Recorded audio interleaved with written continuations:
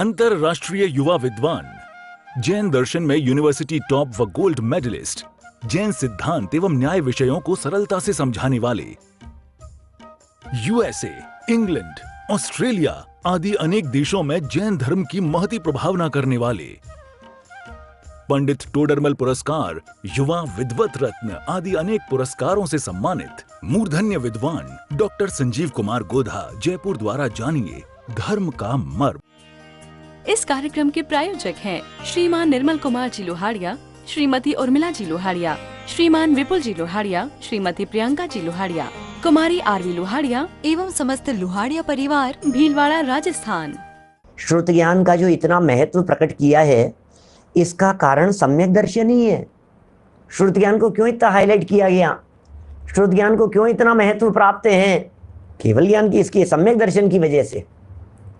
वो सम्यक ज्ञान सम्यक दर्शन की वजह से महिमावान है, क्योंकि उसके बिना चाहे कितना भी ज्ञान हो वह सब झूठा है।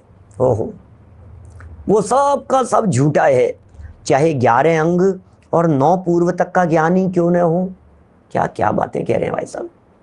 जिसे सम्यक दर्शन नहीं है, अब तुम 11 अंग का ज्ञान हो चाहे 9 पूर्व का ज्ञान हो, अथाह ज्ञान प्राप्त कर लिया, सारा का सारा ज्ञान झूठा है। इसका मतलब एक पॉइंट बतलाता हूँ, कई बार कहता हूँ वाक्य, ज्ञान की अधिकता की कीमत नहीं है। क्या? अरे साहब बहुत ज्ञान है साहब, अरे बहुत ज्ञान है भाई साहब, बहुत ज्ञान है। ज्ञान की अधिकता की कीमत नहीं है। ज़्यादा ज्ञान इंपॉर्टेंट नहीं है, ज़्यादा ज्ञान की ज़रूरत नहीं है। हमें ज़्यादा ज्ञान नहीं चाहिए, इसलिए हमें ज्ञान बढ़ाने में नहीं लगना है। हम लोग क्या करते हैं, ज्ञान बढ़ाओ ज्ञान बढ़ाओ, और बहुत ज्ञान बढ़ गया साहब, बहुत ज्ञान बढ़ गया साहब, बहुत नॉलेज बढ़ गई, अब और ज्ञान लेंगे और जान लेंगे और जान लेंगे। अरे भाई क्या दुनिया को जानेगा? सारे दुनिया को जानना छोड़ करके अपने आत्मा को जान ले तो लोकालोक ज्ञान में अपने आप झलकेंगे।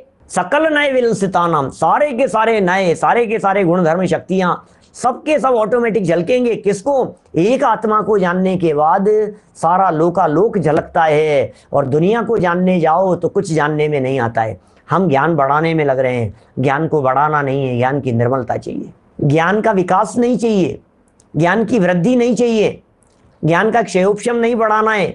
जितना प्राप्त ज्ञान है उस प्राप्त ज्ञान में निर्मलता होनी चाहिए, उस प्राप्त ज्ञान में क्वालिटी होनी चाहिए, उस प्राप्त ज्ञान में भेद विज्ञान होना चाहिए, उस प्राप्त ज्ञान में स्वयं और पर का बराबर निर्णय होना चाहिए।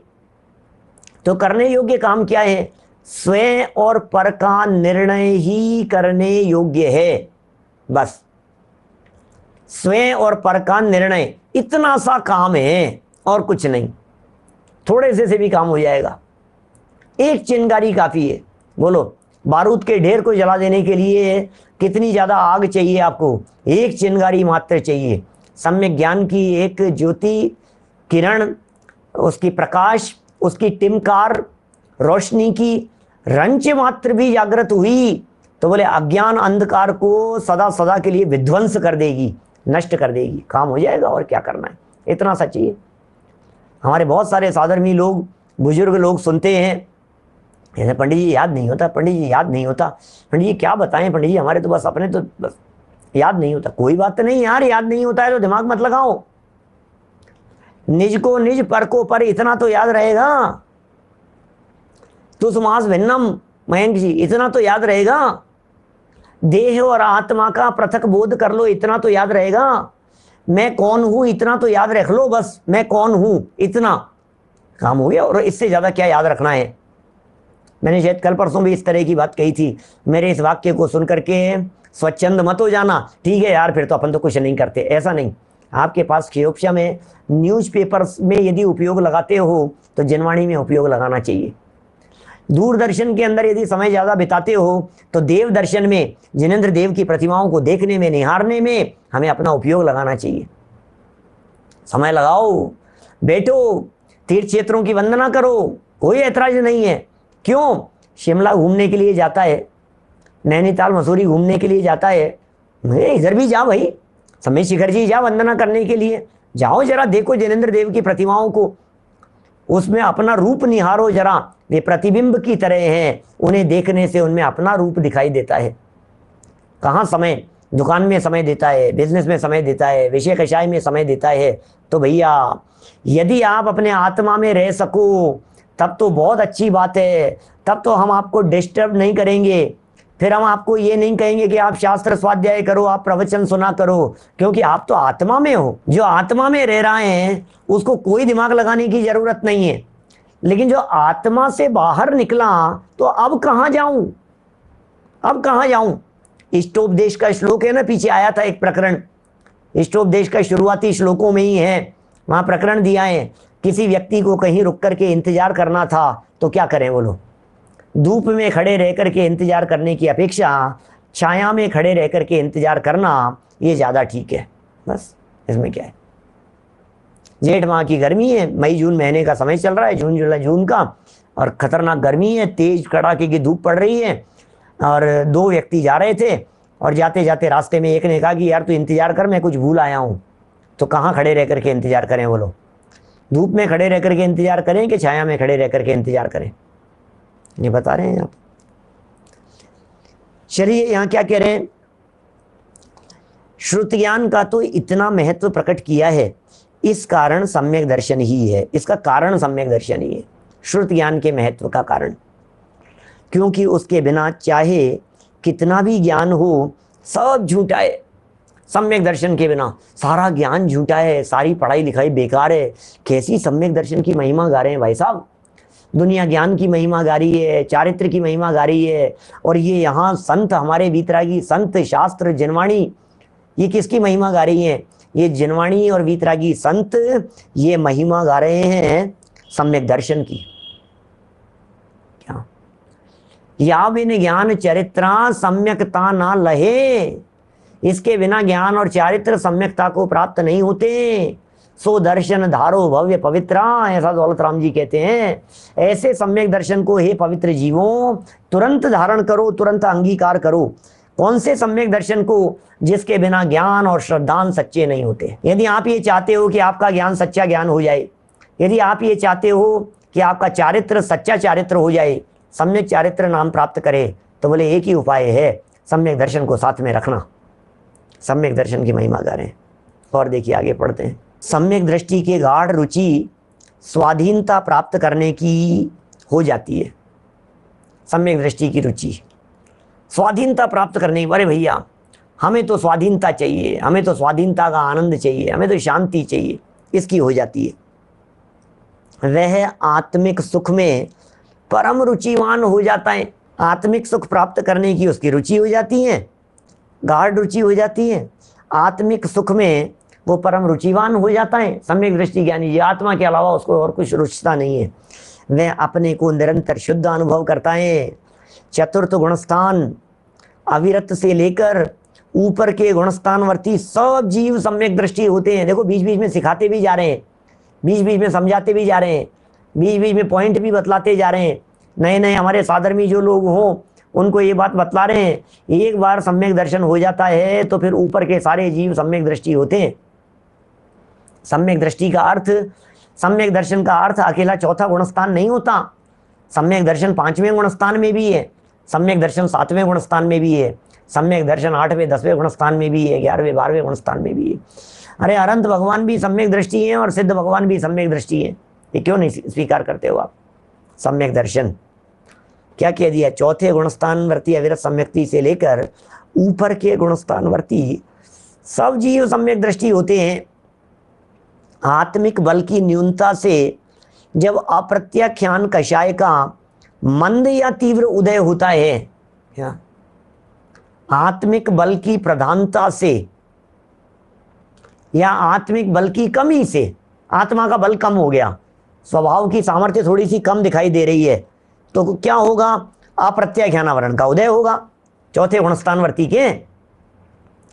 तो अप्रत्याख्यानावरण कषाय का मंद या तीव्र उदय होता है, तब वह उसको रोक नहीं सकता। अब क्या करे? अप्रत्याख्यान का तीव्र उदय है, रोक नहीं पा रहा है। सम्यक दृष्टि ज्ञानी जीव है, सम्यक दृष्टि तो हो गया है, लेकिन घर गृहस्थी चलानी पड़ती है, परिवार में रहते हैं, दुकान पर जाते हैं, सब काम करने पड़ते हैं, ये सब होते हैं भाई। इसलिए उदय के अनुकूल अपने उपयोग को आत्मानुभव से अतिरिक्त कार्य में लगाना पड़ता है उदय के अनुकूल।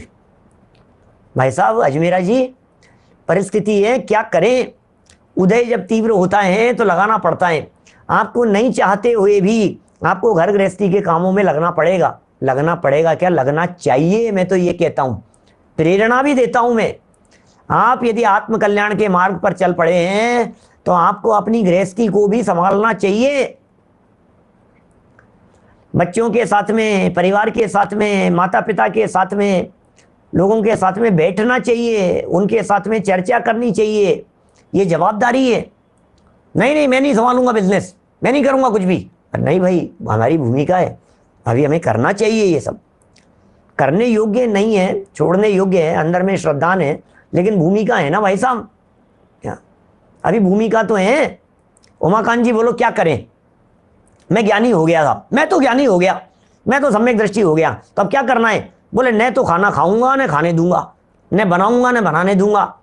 अब मैं तो ये कोई खाना, आत्मा का स्वाद लो ना, अतीन्द्रिय आनंद का। हमें क्या लेना देना है आपको, क्या इस चीज के अंदर रस मान रहे हो आप। अब ठीक है, कोई बात नहीं, लड्डू खाओ तो खाओ। नहीं, कोई नहीं खाएगा यहाँ। अरे भाई, लड्डू भी खाएगा, मौज मस्ती से खाएगा भी, घूमेगा भी, सब काम करेगा, लेकिन रस उसका टूट चुका है अंदर से, और बाहर में ये सब प्रवृत्तियां हो रही है। और इन सारी प्रवृत्तियों में अप्रत्याख्यान वर्ण का थोड़ा सा तीव्र उदय है। टारगेट यदि अपना पूरा हो गया है सचिन जी, तो बिल्कुल छोड़ देना चाहिए। क्या, बराबर छोड़ देना चाहिए सब। बिल्कुल क्या करना है अपने को जिंदगी में। यदि आपको लगता है कि आपकी लाइफ स्टाइल जैसी अभी चल रही है वैसी ही लाइफ स्टाइल आगे चलते समय, क्या कहेंगे, उसके साथ साथ मार्केट के साथ साथ पैसे की वैल्यू कम हो जाने पर भी यदि आप आगे निर्वाह कर पाएंगे आगे के समय में, तो आपको छोड़ देना चाहिए, हमें कोई दिक्कत नहीं है। लेकिन छोड़ के क्या करोगे, अभी बहुत बड़े चैलेंजेस हैं ये। लोग छोड़ने की बातें तो करते हैं मेरे सामने, मुझे जचता नहीं है ये छोड़ना। या तो आप छोड़ करके हमारे जैसे लग जाओ, तब तो आपको छोड़ने के लिए हम कहेंगे भैया ठीक है, आपको दूसरा कोई काम ही नहीं है, आपको दूसरा कोई विकल्प ही नहीं है। पढ़ना पढ़ाना, सुनना सुनाना, लिखना लिखाना, यही काम है। संपादन करना, किताब पढ़ना, ग्रंथ लिखना, गाथाएं तलाशना, अनुवाद, ये इसके अलावा दूसरा कोई काम नहीं है। 100% यदि आप इसके लिए समर्पित हो जाते हैं तब तो ठीक है, लेकिन 2 घंटे से ज़्यादा तो प्रवचन में मन लगता नहीं है। और दुकान जाने में पाप लगता था, इसलिए दुकान को छोड़ दिया। तो अब घर में बैठे बैठे क्या करता है, घर में बैठे बैठे परेशान करता है, बच्चों को परेशान करता है, बच्चे पोतों के साथ में खेलता है, टाइम पास करता है, चौपड़ खेलता है, ताश खेलता है, कैरम खेलता है, लूडो खेलता है, टाइम बिताता है, सो जाता है, आलसी की तरह पड़ा रहता है, बिजनेस तो करता नहीं है, टीवी के चैनल घुमाता है, न्यूज़पेपर पढ़ता रहता है 1-1, 2-2 घंटे तक। क्या करूं, मेरे पास कोई कम है, कोई दुकान पर तो जाना नहीं है, हम घर में बैठे बैठे क्या करें, जो करता रहेगा। भाई आपके पास में यदि आराधना के लिए समय कम पड़ता हो, ध्यान देना, मैं फिर कहता हूं, बार बार प्रेरणा देता हूं मैं जहां देश में, दुनिया में जहां जाता हूं, बहुत सारे युवा साथी हमसे ये कहते हैं पंडित जी छोड़ने का मन है। अनेक बार इस तरह के प्रश्न आए हैं मेरे सामने, और मैंने सब जगह पर सब लोगों को एक ही बात कही है कि मैं छोड़ने की परमिशन तब तक नहीं देता जब तक आपकी अंतर में पात्रता नहीं हुई है। आपको यदि समय सच में कम पड़ता है, आपकी रुचि वास्तव में तीव्र है, तब भी मैं ये नहीं कहूंगा कि आप 100% छोड़ दीजिए। पहले आप उस समय को कम करके देखिए। जहां 4 घंटे लगाते थे ना, जहां 8 घंटे लगाते थे, वहां 4 घंटे दीजिए। जहां 4 घंटे लगाते थे वहां 2 घंटे कर दीजिए, 2 घंटे इधर लगाओ ज्यादा। फिर बतलाओ, अब भी समय कम पड़ता है तो फिर और कम कर दो, अब भी समय कम पड़ता है तो फिर बंद कर दो। आपके पास में उसको छोड़ देने के बाद पूरी अपनी लाइफ को आराधना और तत्व ज्ञान के साथ में बिताने के लिए पूरी गाइडलाइन होनी चाहिए, पूरी प्रॉपर प्लानिंग होनी चाहिए। यदि उसके उस सहित यदि आप छोड़ते हैं तो कह सकते हैं भाई साहब आप, कोई दिक्कत नहीं है। बिल्कुल, यदि आपके पास में पूरी प्लानिंग है, पूरी तैयारी है, यदि आपके पास में स्वाध्याय करेंगे, कौन कौन से ग्रंथों का करेंगे, क्या करेंगे, इनका संपादन करेंगे, इसका अनुवाद करेंगे, इनको सुनेंगे, इनके बारे में ये करेंगे, इतने काम तो चाहिए ना। उपयोग है, उपयोग आत्मा में तो रहता नहीं है सदा काल के लिए। क्या बाहर तो आएगा। छोड़ना अच्छी बात है, नो डाउट, त्याग कर देना बहुत अच्छी बात है, बहुत अच्छा है कि आप त्याग कर दीजिए, त्याग कर देना चाहिए। लेकिन कब? परिपक्व अवस्था प्राप्त किए बिना यदि त्याग कर देगा तो त्याग करके भी कहीं ना कहीं उलझ ही जाएगा, त्याग करके भी उलझ जाएगा, फंस जाएगा और दूसरे काम तलाशेगा। मैं क्या करूं बोलो, मैं इंजीनियर था, सिविल इंजीनियर है, अब क्या करें साहब, काम तो छोड़ दिया क्योंकि भैया धर्म करना था तो काम छोड़ दिया, तो अब क्या करें, अब मन लगता नहीं है तो क्या करें भाई साहब, मंदिर का निर्माण पकड़ लिया, तीर्थ क्षेत्रों का निर्माण पकड़ लिया, धार्मिक धर्मशालाओं को पकड़ लिया, अब मैं करूं क्या, मेरे तो टाइम पास नहीं होता है, रुचि तो उसी तरह की है। इसलिए क्या करना पड़ेगा, रुचि इधर बढ़ाओ। क्या 2 घंटा ये स्वाध्याय करूंगा, ये भक्ति करूंगा, इस तरह से सामायिक करूंगा, इस तरह से प्रतिक्रमण करूंगा, इस तरह से पूजन विधान के अंदर अपना समय लगाऊंगा, इतना समय वहां जाकर के उनके सानिध्य में आराधना करूंगा, इतने समय वहां जाकर के करूंगा, इन शास्त्रों को पढ़ूंगा, इस विधि से पढ़ूंगा, इतना समय याद करने में लगाऊंगा, इतना समय समझने समझाने के अंदर लगाऊंगा। ये पूरी प्लानिंग बना करके यदि आप त्याग करते हो, आपकी पिक्चर यदि बिल्कुल क्लियर है कि मुझे करना क्या है, तो आप जरूर त्याग कर दीजिए, आज त्याग कर दीजिए। मैं तो ये कहता हूं सभा में सुनने वाले सब के सब लोग आज ही यदि त्याग करके वैरागी संयमी होकर के आराधना के मार्ग में लग जावें तो मुझे कोई ऐतराज नहीं है। लेकिन झूठी आराधना नहीं, धोखा नहीं, गलतफहमी नहीं हो जाए कि अरे मैं तो आराधना कर, मैंने तो छोड़ दिया, मैं तो त्यागी हो गया, त्यागी हो गया। तो मूंड मुड़ाए 3 गुण, सिर की मिट गई खाज, खाने को लाडू मिले लोग कहे महाराज, अनंत बार किया ये, तो इसमें क्या दम है? छोड़ने का नाम धर्म थोड़ी ना है, ये सच्ची आराधना थोड़ी ना है। आपकी प्लानिंग होनी चाहिए। लेकिन यहाँ जो बात चल रही थी उसके आधार पर तीव्र तीव्र उदय आया। अभी कौन सा? अप्रत्याख्यानावरण के तीव्र उदय आने की जब बात कही तो मैं ये कहना चाहता हूं, अप्रत्याख्यानावरण के तीव्र उदय के काल में उदय के अनुसार इस जीव को प्रवर्तन करना होता है। सम्यक दृष्टि है, प्रवर्तन करेगा, रोक नहीं पाता है। इसलिए उदय के अनुकूल अपने उपयोग को आत्मानुभव के अतिरिक्त कार्य में लगाना पड़ता है। क्या आत्मानुभव के अलावा कार्य में लगाएगा? जहां तक उसका वश चलता है वह सम्यक ज्ञान, वह आत्मवीर्य से कषाय के उदय को रोकने की पूरी पूरी चेष्टा करता है, बराबर चेष्टा करता है। क्या समझ में आ रही है बात?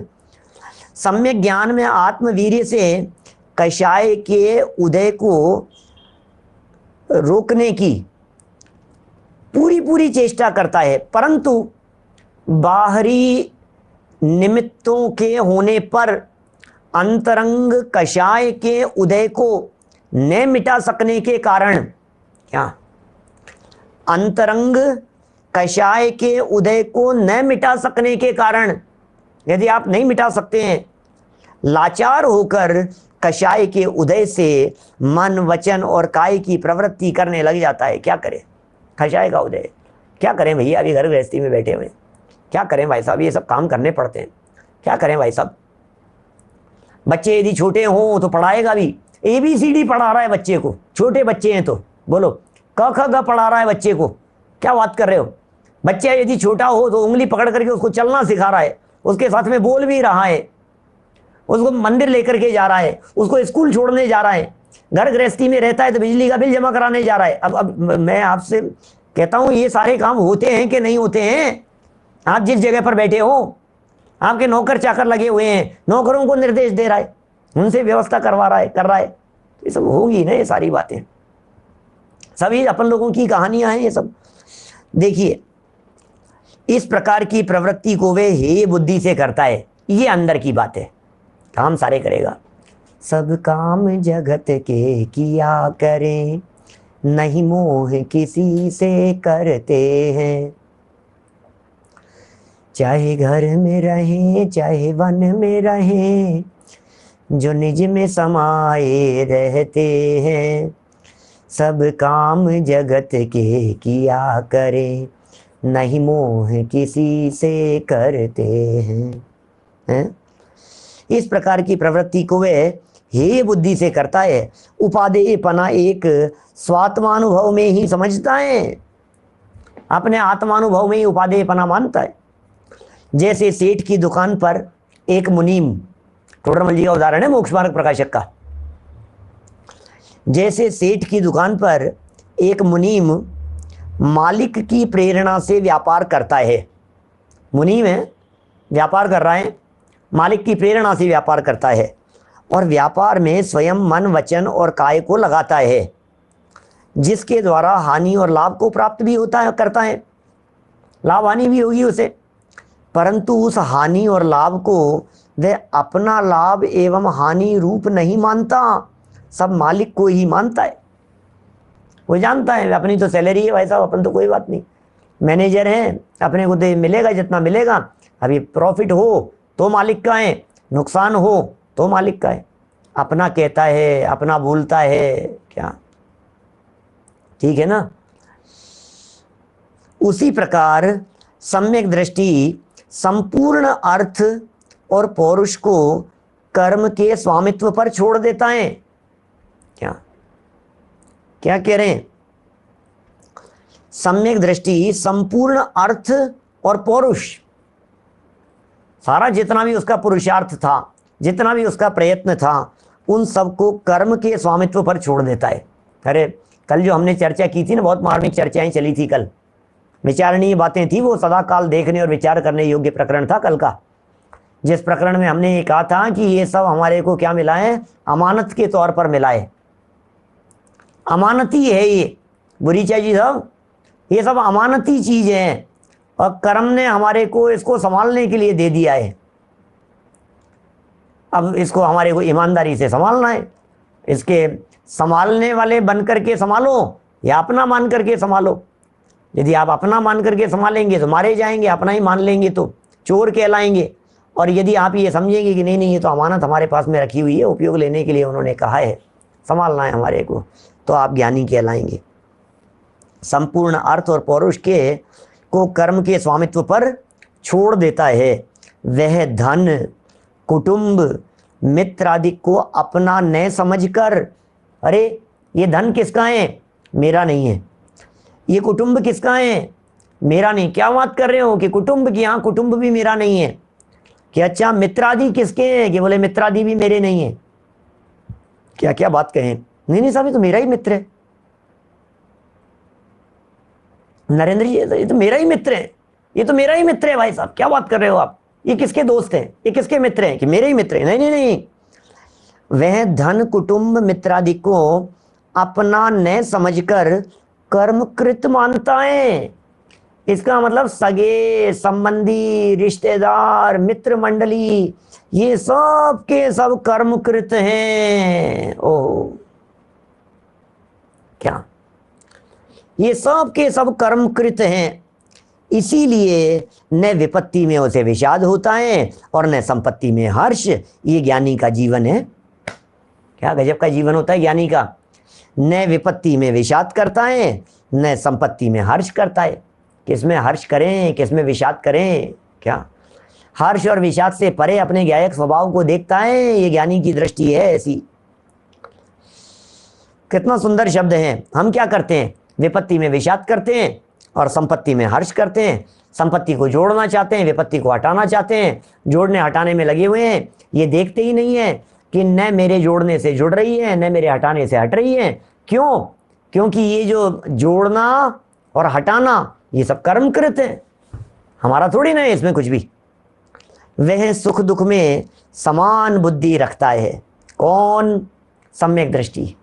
सुख में भी और दुख में भी बुद्धि एक समान है। वह अनासक्त योगी है। क्या गजब गजब के शब्द हैं, सुंदर शब्द है अनासक्त योगी।